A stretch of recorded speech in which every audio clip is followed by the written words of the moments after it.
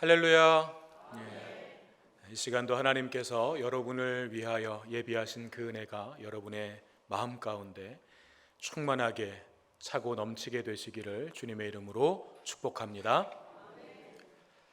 지난 시간에 우리는 아브라함이 하갈과 이스마엘을 집에서 내보내고 그 관계를 청산하는 내용에 대해서 우리가 살펴보았죠.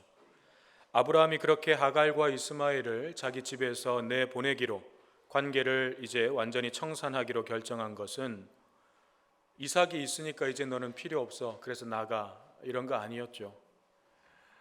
이스마엘이 이삭을 놀리고 희롱하는 것을 보고 어디 네가 감히 이삭을 건드려? 하고 징계 차원에서 내쫓은 것도 아니었죠.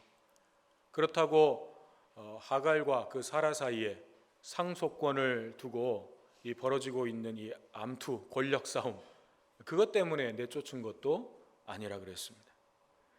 물론 그 문제에 있어서 핵심은 누가 상속자가 될 것인가, 이게 핵심적인 문제이기는 했어요. 그렇지만 그 상속자라고 하는 의미가 단순히 재산을 물려받을 그런 아들을 뜻하는 것이 아니라 하나님께서 아브라함에게 주신 그 약속의 말씀을 이어받을 자, 하나님 나라를 유업으로 받을 자라고 하는 그 의미에서 상속자였죠. 그러므로 이삭과 이스마엘은 함께 상속자가 될 수는 없었습니다. 왜냐하면 이삭은 하나님의 약속의 말씀을 따라서 하나님의 방법으로 태어난 영의 사람의 대표이고, 이스마엘은 인간의 욕심을 따라서 인간적인 방법으로 태어난 육을 대표하는 사람이었기 때문에 이 둘이 함께 하나님의 나라를 상속받을 수는 없다는 거죠. 오직 영의 사람만이, 그 영이 살아있는 사람만이 하나님의 약속의 후사가 되고 하나님의 나라를 상속받을 수 있다는 것입니다. 그래서 하나님께서도 아브라함에게 하갈과 이스마엘을 내보내라 말씀하셨죠. 사라 편을 들어주셨습니다. 아브라함은 하갈과 이스마엘을 내치는 것이 인간적으로는 가슴이 찢어지는 그런 아프고 고통스럽고 괴로운 일이었습니다. 하지만 하나님의 말씀을 쫓아서 하나님께서 말씀하신 대로 그는 결단을 내렸던 것입니다. 우리의 삶도 마찬가지라고 말씀드렸죠. 우리가 하나님의 자녀가 되고 하나님 나라의 그 상속자로서 살아간다는 것은 우리가 하나님 안에서 진정으로 깨어있고 내 영이 살아있기 위해서 우리가 버려야 할 것들, 잘라내야 할 것들, 그런 것들을 아프더라도 고통스럽더라도 버릴 수 있어야 되고 잘라낼 수 있어야 한다고 했습니다. 자, 그렇게 이삭과 이스마엘의 일이 정리될 때쯤에 아비멜렉은 그 블레셋의 왕이죠. 아비멜렉이 군대 장관을 대동하고 아브라함을 찾아왔습니다. 그리고는 네가 무슨 일을 하든지 하나님이 너와 함께 계시도다, 이러면서 아브라함과 평화 조약을 맺기를 원합니다. 아브라함이 강한 군대를 가지고 있었기 때문에 아비멜렉이 이렇게 찾아와서 이런 제안을 한 것일까요? 아니죠.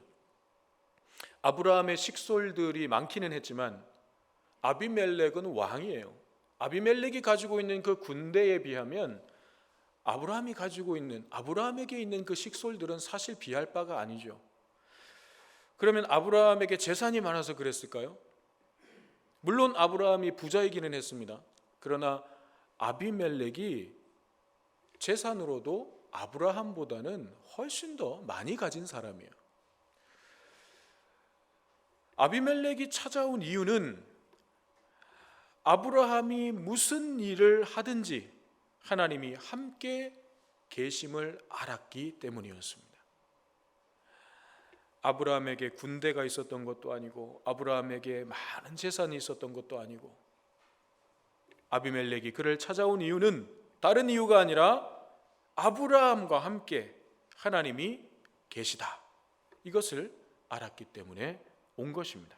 그러면 아비멜렉은 도대체 아브라함이 어떤 모습을 보았기에 네가 무슨 일을 하든지 하나님이 너와 함께 계시는구나, 그렇게 고백할 수 있었을까? 먼저 우리가 아브라함이 사라를, 자기 아내 사라를 누이 동생이라고 속였던 사건을 생각할 수 있겠습니다. 아비멜렉이 처음에 그 말을 믿고 사라를 데리고 갔잖아요. 그러다가 그날 밤 꿈에 하나님으로부터 호되게 책망을 받았죠. 그리고 그 일로 인해서 자칫했으면 아비멜렉 집안이 온통 화를 입을 뻔했습니다. 또 어떤 일이 있었는가, 어떤 모습을 보았는가. 아브라함의 나이가 100세에 그리고 아이를 낳을 수 없는 경수가 끊어졌던 자기 아내 사라, 그 사이에서 아들 이삭을 얻는, 이삭이 태어나는 것도 아비멜렉이 본 거죠. 이런 일들이 아마 아비멜렉에게 영향을 주었을 것입니다. 하지만 그런 것들이 결정적인 건 아니에요. 그러면 결정적인 사건은 무엇이었을까? 그것이 바로 오늘 본문 22절에 나와 있습니다. 22절이 어떤 말로 시작하고 있는지를 보면 우리가 그걸 알 수 있어요. 22절은 그때에 라는 말로 시작하고 있습니다. 그때는 언제를 말하는가? 바로 앞에 우리가 지난 시간에 보았던 아브라함이 하갈과 이스마엘을 하나님의 명령 때문에 내보내는 일이 있었던 바로 그때에 라는 것입니다. 아비멜렉이 아브라함을 보면서 그렇게 말했던 것은 사라의 일도 그렇고 이삭이 태어날 일도 다 포함되지만 가장 결정적인, 아비멜렉이 아브라함을 찾아올 수밖에 없었던 가장 결정적인 그 일은 아브라함이 하나님의 명령을 쫓아서 하갈과 이스마엘을 내보낸 사건이었다는 것입니다. 그러면 그 일이 도대체 왜 아비멜렉에게는 그렇게 결정적인 사건일 수 있는가? 뭐 그렇게 대단한 일인가 그것이? 그것은 아브라함이 그런 결정을 내린 것이 당시의 정서, 당시의 어떤 상식적인 생각에서는 도저히 그렇게 할 수 없는 일이었어요. 왜냐하면 그 당시에 자녀들은 가장 중요한 재산 목록 1위였습니다. 자식이 많은 것은 그 사람에게 있어서 많은 재산을 가지고 있다는 것을 의미했고 그 사람이 많은 복을 얻었다고 생각했기 때문에 자식이 많다는 것은 그 사람에게 있어서 아주 중요한 거였어요. 거기다가 아들은 매우 중요한 존재였습니다. 이스마엘에게 상속권은 안 주더라도 그 이스마엘을 데리고 있으면서 그 이스마엘에게서 나중에 이제 자식들이 나오지 않겠습니까? 그러면 이스마엘에게 나온 자식들은 그 자식들도 다 아브라함의 소유가 되는 거예요. 이스마엘은 아브라함의 종의 자식이니까. 그런데 이 중요한 아들을 하나님의 명령 한마디에 아브라함은 미련 없이 내보낸 것입니다. 아들이 야곱처럼 한 12명 정도 있는데 그 중에서 한 명 내보내는 거, 그건 뭐 또 그럴 수 있겠다 싶어요. 그런데 아들 딱 2명이잖아요 지금. 이스마엘하고 이삭하고. 그런데 둘 중에 비리비리하고 연약하고 좀 쓸모없는 아들을 그냥 내치는 것이 훨씬 이득인데, 이스마엘은 뭐예요? 벌써 이제 장성했어요. 좀 있으면 이제 장가 보낼 나이에요. 그러면 이제 곧 이스마엘을 통해서 자손들이 나오기 시작할 거예요. 그러면 그 자손들도 다 아브라함 거예요. 그러면 이스마엘을 남겨두는 것이 훨씬 나에게 여러모로 유익이라는 거죠. 그런데 하나님이 말씀하셨다고 이스마엘을, 당장에 내게 큰 유익이 될 수 있는 그 아들을 내보냈다. 당시의 상식으로는 이해가 안 되는 거예요. 도대체 왜? 저 바보 아니야 저거? 왜 도대체?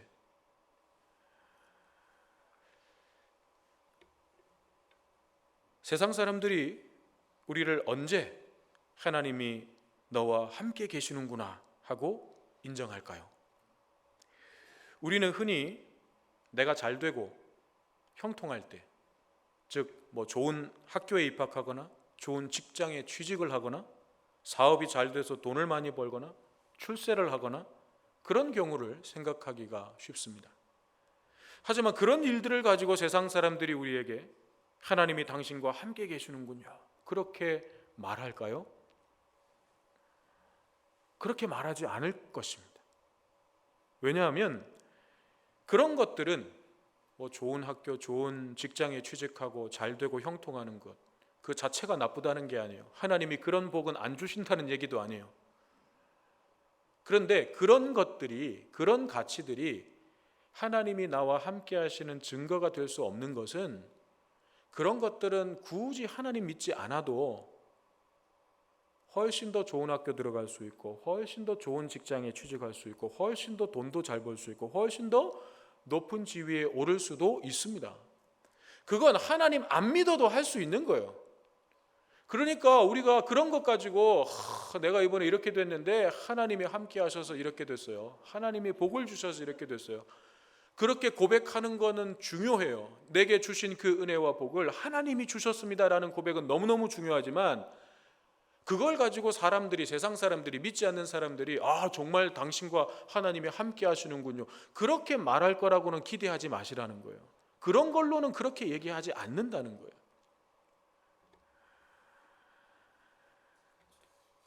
오늘날 교회가, 그리스도인들이 세상 사람들에게 신뢰를 주지 못하고 세상 사람들의 입에서 이런 아비멜렉과 같은 그런 감탄이 나오지 못하는 것은, 교회가 전부 가난하고 힘이 없고 예수 믿는 사람들은 다 하나같이 못 살기 때문에, 야, 뭐 하나님 믿어봐야 뭐 너네 형편도 그렇고 뭐 별 볼 일 없네, 그런 이유가 아니잖아요.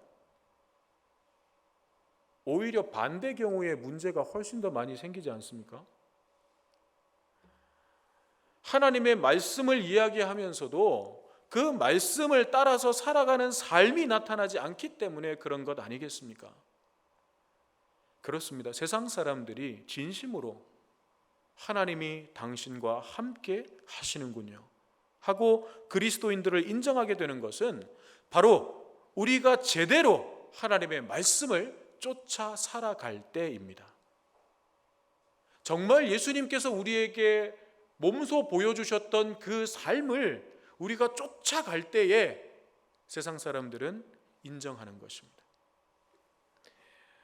자신들의 가치 기준과 상식을 뛰어넘는 일들을 그냥 일반적인 세상의 상식적인 수준에서는 저렇게 하는 게 이해가 안 되는 그런 일들을 하나님의 말씀 때문에, 내가 하나님의 말씀에 순종하고자 하는 그 이유 때문에 그것을 기꺼이 감당하는 모습을 우리가 보일 수 있을 때에, 세상의 방식과는 다른 삶을 살아가면서도 그 삶이 아름답고 향기로운 삶으로 나타나게 될 때, 바로 그때 세상 사람들은 하나님이 정말 당신과 함께 하시기는 함께 하시는 모양이군요, 그렇게 인정하게 될 것이고, 예수 믿는 사람들을 가볍게 여기지 않을 것입니다.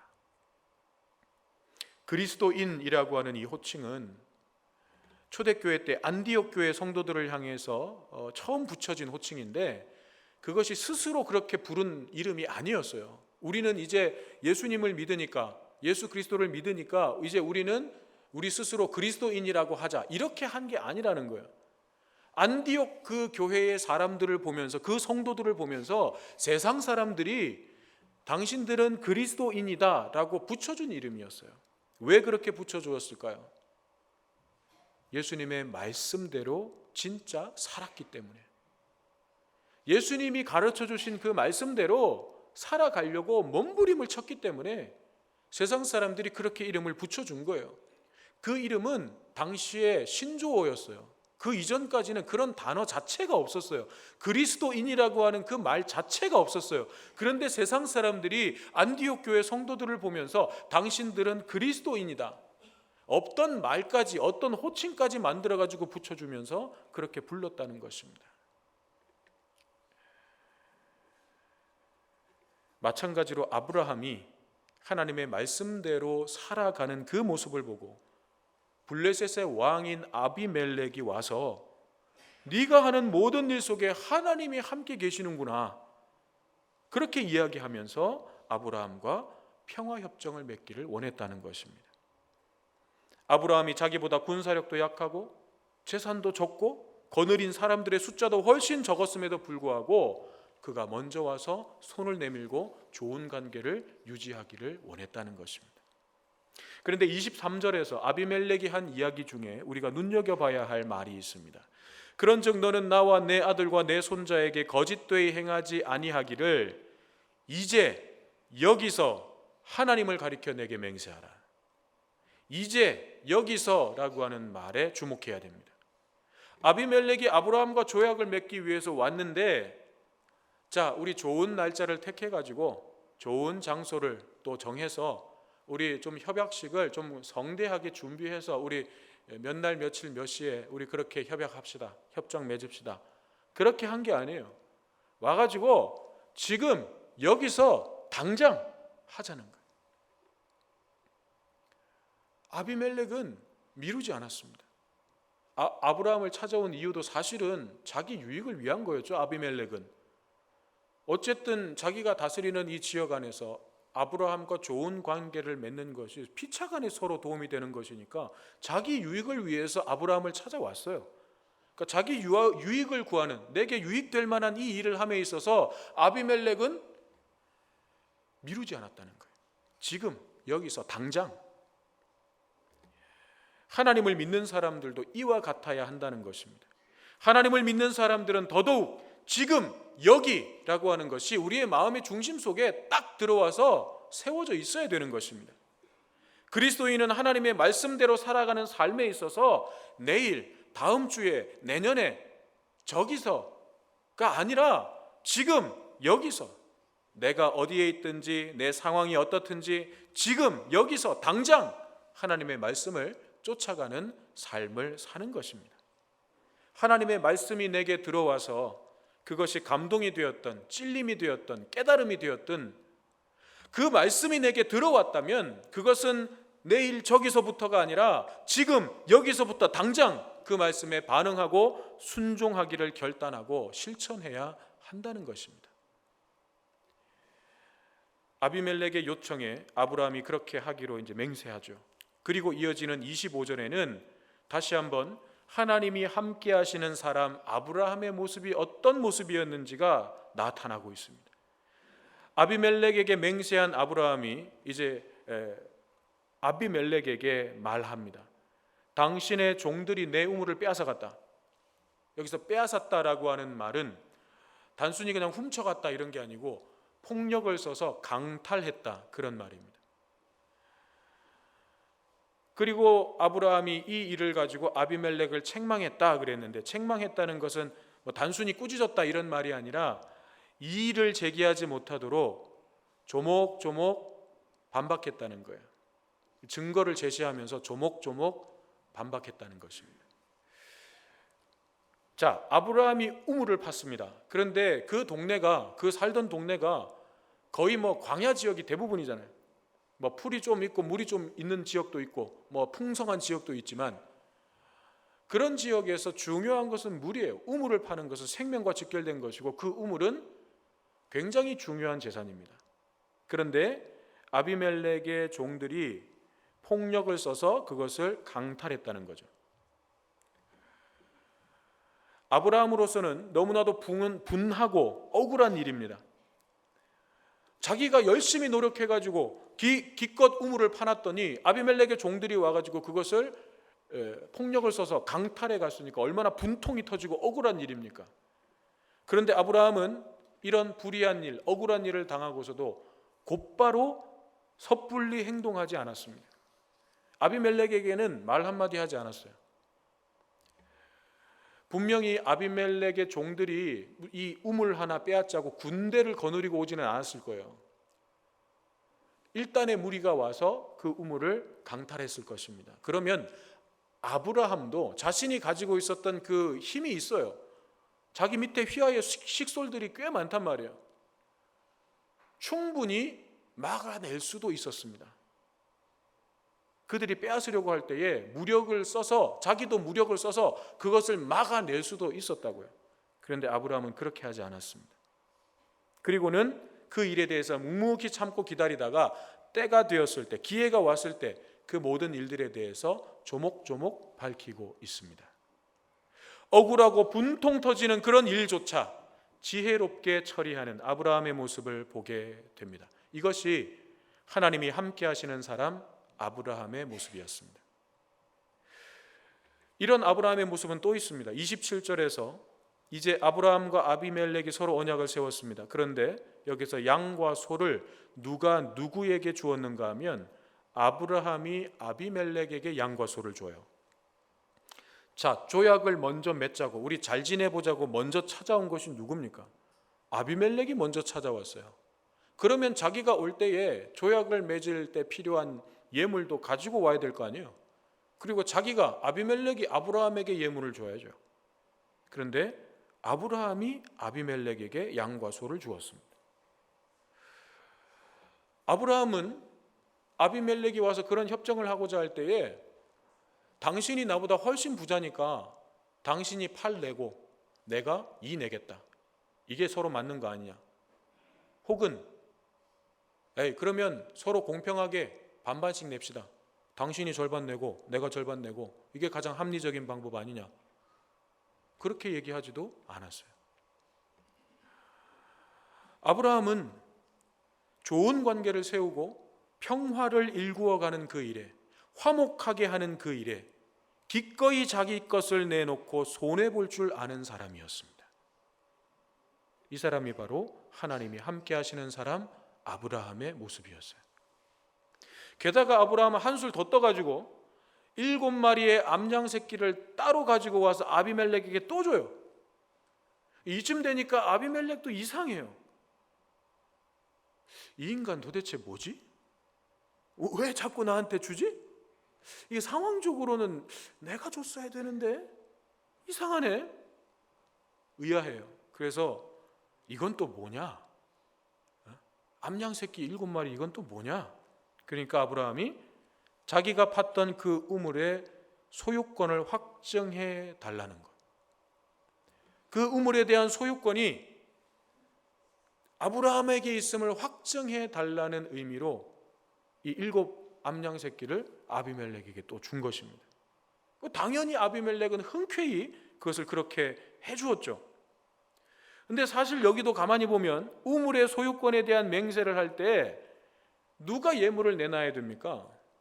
아비멜렉이 내놔야죠. 왜 그래요? 아비멜렉의 종들이 강탈해 간 거니까. 그걸 다시 돌려주면서 오히려 선물을 받고 앉아 있어요. 말하자면 피해자인 아브라함이 가해자인 아비멜렉에게 오히려 지금 선물을 주고 있는 꼴입니다. 피해 보상을 받아야죠. 물질적 피해 보상과 함께 또 뭐도 청구해야 돼요? 정신적 피해 보상까지 더 해가지고 왕창 청구해가지고 받아내야죠. 내가 그렇게 피해를 입었는데. 그런데 자기 암양 새끼 7마리까지 가지고 와가지고 아비멜렉에게 또 줘요. 이런 바보 천치 같은 사람이 어디 있습니까?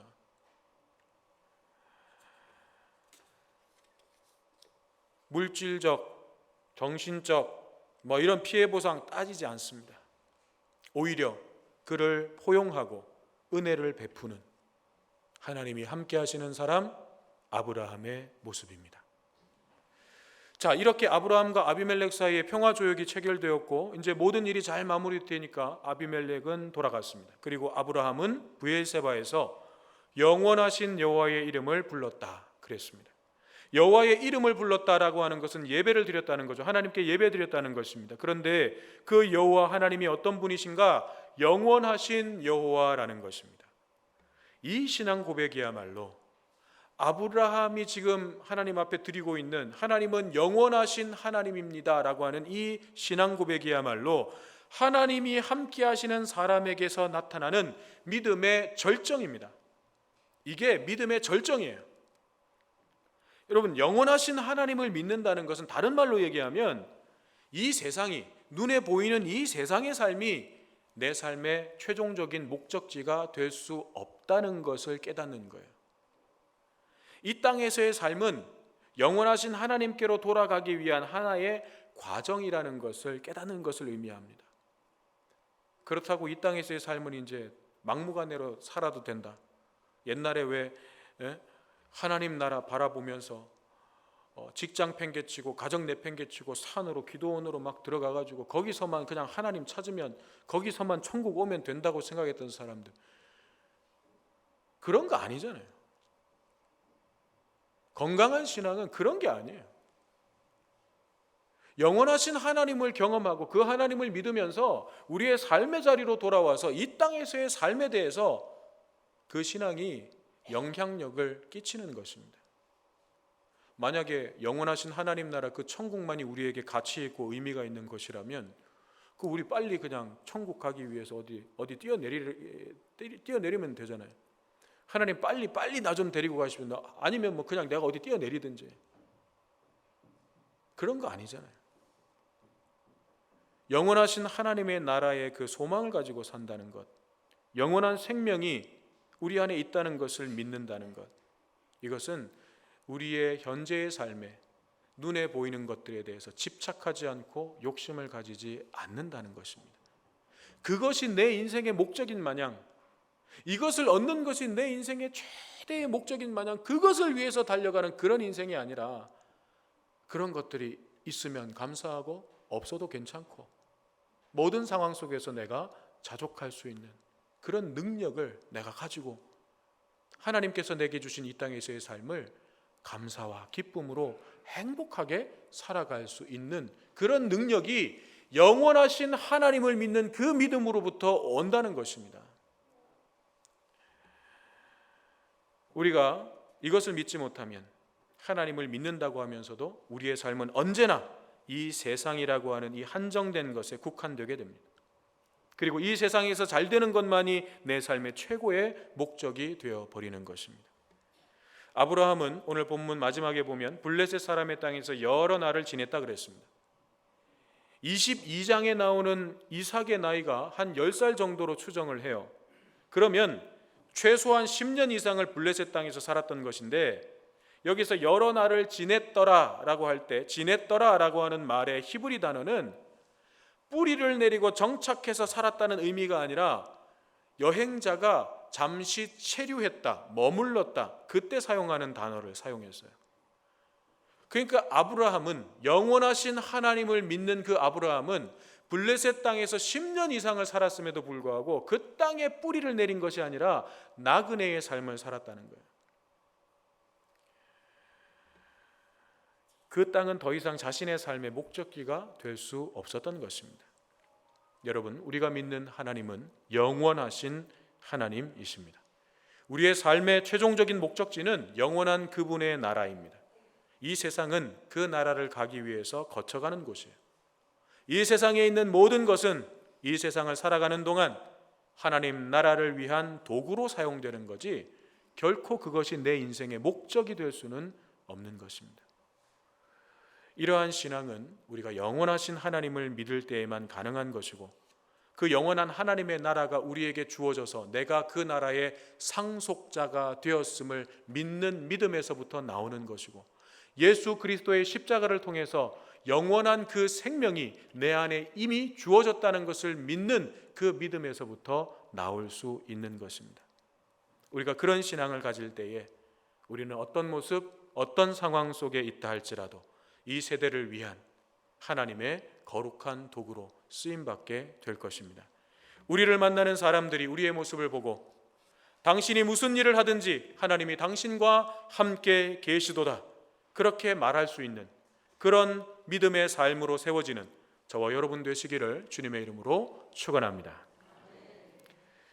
오늘 말씀을 우리의 마음에 새기면서 함께